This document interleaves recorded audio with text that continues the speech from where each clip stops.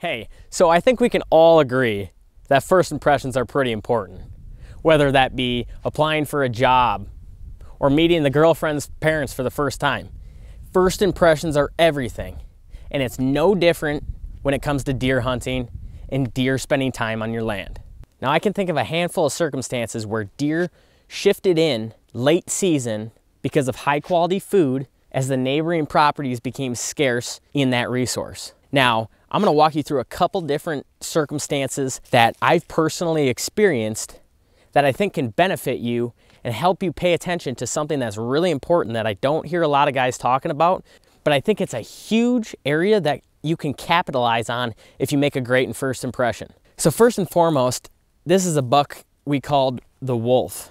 Now this deer had a really odd facial shape, so he was very easy to identify.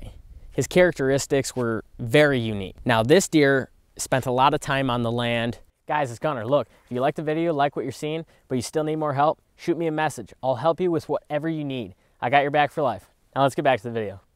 As a 1.5 and a 2.5-year-old. He disappeared as a 3 and 4.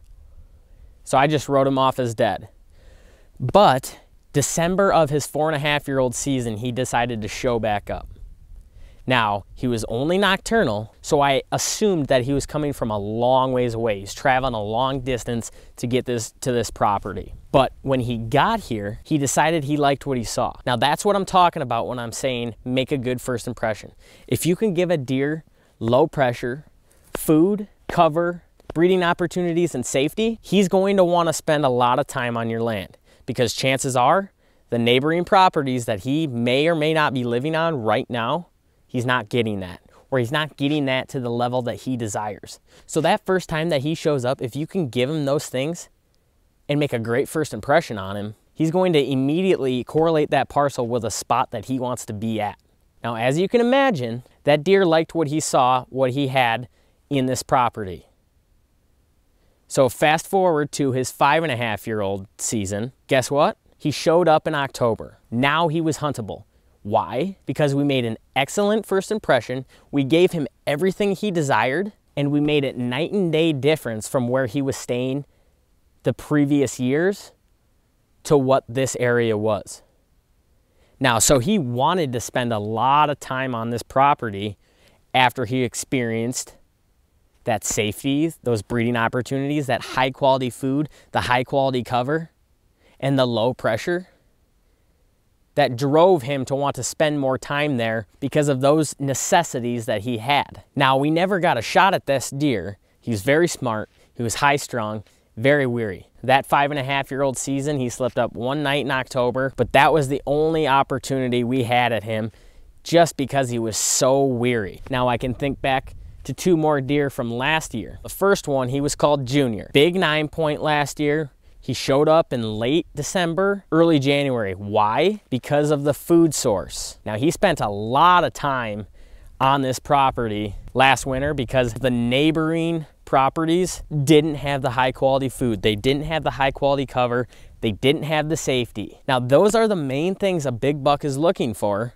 And if you can provide that on the first time that he steps on your land, it's huge. Now, as you can probably imagine, let's fast forward to this year. Junior shows up in October, 17th, 18th of October. Shows up, trail camera video. Now that deer wasn't every single night and he wasn't every single week, but he was spending time on our land earlier than the year prior. Why? Because he had all those things that he desired.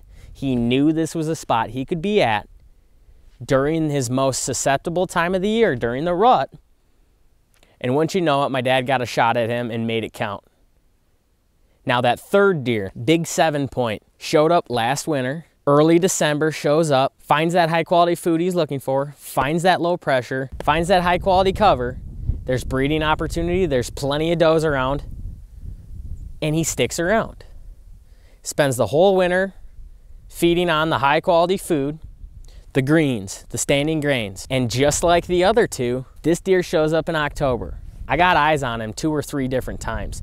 I had my bow up and ready to kill him late October, but it was just too dark to shoot. But this just goes to show, if you can make a great first impression when these deer are traveling long distances to hit a high quality food source, if your land has that, And if you have everything else a big buck is looking for, there's a high probability that they're gonna shift in and spend a lot more time on your property the next fall and the falls to come. So think about that when you decide to plant food plots or leave standing grain, whatever that may be. This can help or hurt you.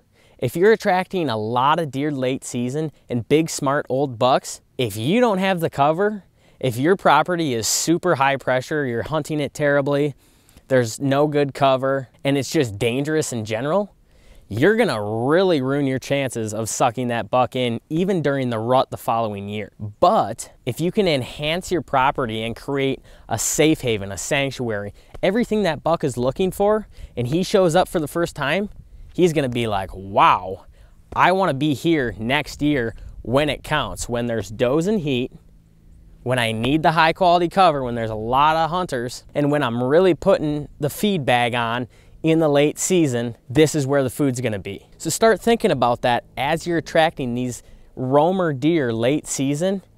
What can you improve on? How can you really wow those big bucks as they shift in and start to hit that food source late season when it becomes scarce on all the other neighboring properties? If you can do that, I can guarantee you that that deer is gonna wanna spend a lot more time on your land next fall. Guys, it's Gunnar. Look, if you like this video, if it helped you at all, like, share, subscribe. It helps me a ton. We'll spread the message. Let's blow this thing up. Also, check me out on Instagram, Gunnar_Hanson, GUNNAR_HANSON. Remember, results are the only thing that matters. Let's get them.